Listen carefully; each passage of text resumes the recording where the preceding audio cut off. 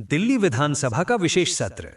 दिल्ली की राजनीति में आज सबसे बड़ी खबर यह है कि 28 अप्रैल को दिल्ली विधानसभा का विशेष सत्र बुलाया गया है। इस सत्र में महिलाओं के आरक्षण के मुद्दे पर चर्चा होगी।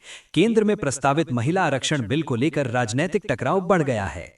सत्ताधारी दल ने विपक्ष पर महिलाओं के अधिकारों के साथ धोखा करने का आरोप लगाया है, जबकि विपक्ष इसे राजनीतिक एजेंडा बता रहा है। इस सत्र में हंगामे के आसार हैं और सरकार विपक्ष के खिलाफ प्रस्ताव भी ला सकती है। आम आदमी पार्टी में संकट गहराया। दिल्ली की राजनीति में आम आदमी पार्टी के भीतर बड़ा संकट देखने को मिल रहा है। हाल ही में पार्टी के कई बड़े नेताओं के इस्तीफे और अंदरूनी मतभेदों की खबरें सामने आई हैं। कुछ रिपोर्ट्स के अनुसार राज्यसभा सांसदों के इस्तीफे से पार्टी की स्थिति कमजोर हुई है और नेतृत्व पर सवाल उठ रहे हैं।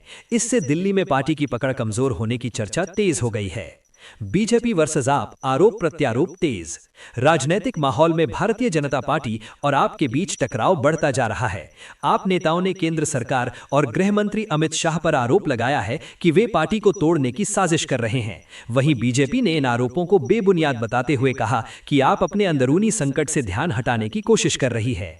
दिल्ली की राजनीति पर राष्ट्रीय असर।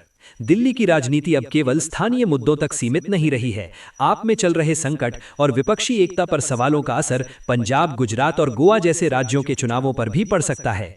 राजनीतिक विश्लेषकों का मानना है कि अगर ये स्थिति बनी रहती है तो आने वाले समय में दिल्ली की राजनीति में बड़ा बदलाव देखने को मिल सकता है।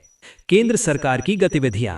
प्रधानमंत्री नरेंद्र मोदी की आगामी विदेश यात्रा भी चर्चा में है। माना जा रहा है कि इस यात्रा का असर देश की राजनीति और कूटनीति दोनों पर पड़ेगा। दिल्ली में केंद्र सरकार की सक्रियता और नीतियों को लेकर विपक्ष लगातार सवाल उठा रहा है, जिससे राजनीतिक माहौल और गर्म हो गया है। निष्कर्ष: 27 अप्रैल 2026 को दिल्ली की राजनीति काफी गरमाई हुई नजर आई।